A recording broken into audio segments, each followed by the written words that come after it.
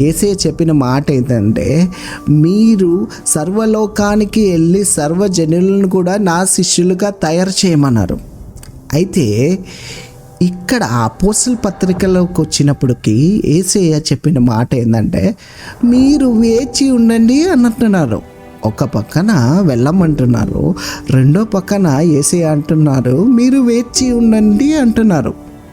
ఇది ఎట్లా సాధ్యం? అయితే ఒక విషయం మనం ఇక్కడ జ్ఞాపకం చేసుకోవాల్సిన విషయం ఏంటంటే, మనం ఎప్పుడైనా దేవుని పని చేయాలంటే మన బలంతోనూ కాదు చేయవలసింది, కానీ దేవుని పని చేయాలంటే దేవుని శక్తితోనే మనం చేయాలి.